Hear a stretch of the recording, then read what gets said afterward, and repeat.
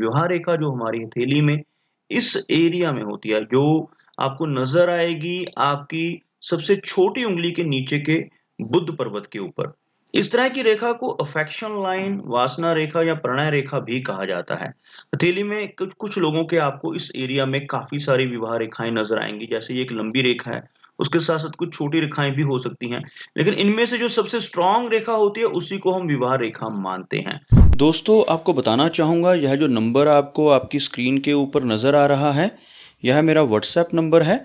अगर आप भी अपने हाथ की वीडियो बनवाना चाहते हैं या फ़ोन कंसल्टेशन लेना चाहते हैं, तो आप हमें व्हाट्सएप के ज़रिए, सिग्नल के ज़रिए या फिर टेलीग्राम के ज़रिए मैसेज सेंड कर सकते हैं। विवाह रेखा अगर बिल्कुल बारीक हो और एक सीधी रेखा के रूप में, जैसे यहाँ पर एक स्ट्रेट लाइन के रूप में मौजूद हो, तो इसको सबसे अच्छा माना जाता है।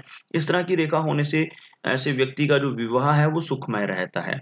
लेकिन अगर यह विवाह रेखा 2 भागों में बँट जाए, जैसे यहाँ से आगे चलकर यह इस तरह से 2 मुही रेखा हो जाए, तो यह दाम्पत्य जीवन में कलह का संकेत देती है।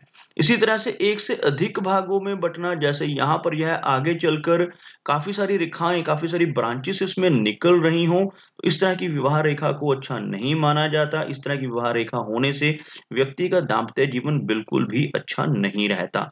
विवाह रेखा बारीक हो तो अच्छी मानी जाती है, लेकिन अगर यही रेखा चौड़ी हो जाए इस तरह से, थोड़ी चौड़ाई में हो, तो ऐसे व्यक्ति का विवाह में बिल्कुल भी इंटरेस्ट नहीं रहता। ऐसे व्यक्ति का विवाह के प्रति कोई उत्साह नहीं होता। विवाह रेखा के ऊपर अगर आइलैंड का चिन्ह बना, आपको यहाँ पर बना के दिखा रहा हूँ, जैसे ये सीधी रेखा है और इसमें से एक रेखा और निकल कर कुछ इस तरह से एक आइलैंड की शेप, जैसा ये शेप मैंने बनाया है, इस तरह का शेप अगर बना रहा हो, तो यह वैवाहिक सुख में विघ्न डालता है। जबकि विवाह रेखा पर एक से अधिक आइलैंड हो, तो दाम्पत्य सुख से वंचित ऐसे व्यक्ति को रहना पड़ सकता है।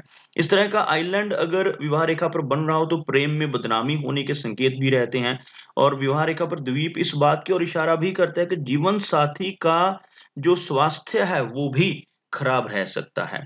और यदि किसी व्यक्ति की विवाह रेखा काफ़ी अच्छी लंबाई लिए हो और ये रेखा आगे सूर्य पर्वत की तरफ, यह जो एरिया रहता है, ये सूर्य पर्वत होता है। अगर यह रेखा लंबी होकर सूर्य पर्वत की तरफ जा रही हो या यहाँ तक पहुँच जाए, तो यह इस बात की ओर इशारा करती है कि ऐसे व्यक्ति का जो विवाह है, वो समृद्ध और संपन्न परिवार में होगा।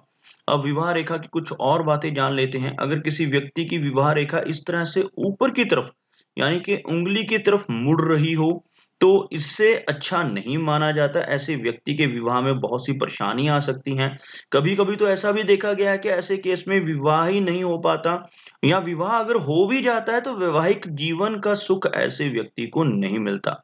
यदि किसी व्यक्ति के, खास तौर पर मेल के 2 विवाह रेखाएँ हों, दाएँ हाथ में एक विवाह रेखा, यानी कि राइट हैंड में ये यहाँ पर एक रेखा हो इस तरह की, और लेफ्ट हैंड में 2 रेखाएँ हों, तो इसको बहुत अच्छा माना जाता है।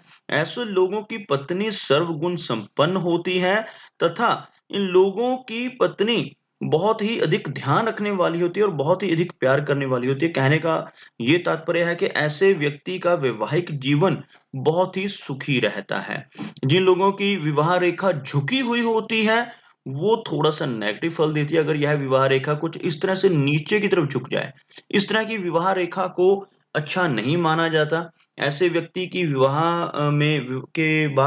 के बाद भी कुछ दिक्कतें ऐसे नेटिव को फेस करनी पड़ सकती हैं। जो पार्टनर रहता है, वो काफ़ी ज़्यादा एरोगेंट और काफ़ी ज़्यादा डोमिनेटिंग टाइप का हो सकता है, अगर किसी व्यक्ति की विवाह रेखा इस तरह से नीचे की तरफ झुक रही हो। और विवाह की एज जानने के लिए आप देख सकते हैं, जैसे ये हमारी हार्ट लाइन है और ये जो ऊपर का एरिया उँगली का, इन दोनों के बिल्कुल सेंटर में अगर विवाह रेखा हो, यहाँ पर हो, तो व्यक्ति की जो विवाह की आयु रहेगी लगभग 25 की रहेगी। और अगर इससे ऊपर की तरफ हो, जैसे यहाँ पर है, तो 30 के आसपास की एज में, और जितना यह विवाह रेखा हार्ट लाइन के करीब होगी, उतनी जल्दी व्यक्ति का विवाह होने की संभावनाएँ रहेंगी।